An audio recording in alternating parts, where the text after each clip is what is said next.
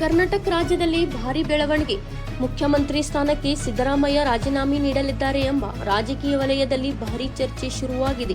CM ಸ್ಥಾನದಿಂದ ಸಿದ್ದರಾಮಯ್ಯ ನಿರ್ಗಮನದ ಬಳಿಕ DCM ಸ್ಥಾನಕ್ಕೆ ಅವರ ಪುತ್ರ ಯತೀಂದ್ರ ಸಿದ್ದರಾಮಯ್ಯ ಆಗಮನದ ಸಾಧ್ಯತೆ ಎನ್ನಲಾಗುತ್ತಿದೆ. ಆದರೆ ಈ ಕುರಿತು ಇನ್ನೂ ಅಧಿಕೃತ ಘೋಷಣೆ ಹೊರಬಂದಿಲ್ಲ.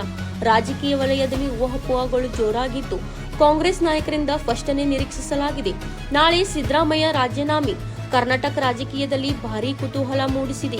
ಮುಖ್ಯಮಂತ್ರಿ ಸಿದ್ದರಾಮಯ್ಯ ನಾಳೆ ರಾಜೀನಾಮೆ ನೀಡಬಹುದು ಎಂಬ ಸುದ್ದಿ ರಾಜಕೀಯ ವಲಯದಲ್ಲಿ ಹರಿದಾಡುತ್ತಿದೆ. ಆದರೆ ಇದರ ಬೆನ್ನಲ್ಲೇ ಡಿಸಿಎಂ ಡಿಕೆ ಶಿವಕುಮಾರ್ ಮುಂದಿನ ಸಿಎಂ ಆಗುವ ಸಾಧ್ಯತೆ ಕುರಿತು ಚರ್ಚೆಗಳು ಜೋರಾಗಿವೆ.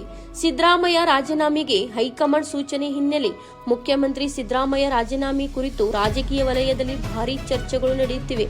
ಈ ಬೆನ್ನಲ್ಲೇ ಮುಂದಿನ ಸಿಎಂ ಆಗಿ ಡಿಕೆ ಶಿವಕುಮಾರ್ ಹೆಸರು ಸೋಷಿಯಲ್ ಮೀಡಿಯಾದಲ್ಲಿ ಜೋರಾಗಿ ಟ್ರೆಂಡ್ ಆಗುತ್ತಿವೆ. ಡಿಕೆ ಶಿವಕುಮಾರ್ ಬೆಂಬಲಿಗರು ಹಾಗೂ ಆಪ್ತ ವಲಯದಲ್ಲಿ ಸಂಭ್ರಮದ ಪೋಸ್ಟರ್ಗಳು ವೈರಲ್ ಆಗಿದ್ದು, ರಾಜ್ಯ ರಾಜಕೀಯ ಮತ್ತಷ್ಟು ಕಾವು ಪಡೆದುಕೊಂಡಿದೆ.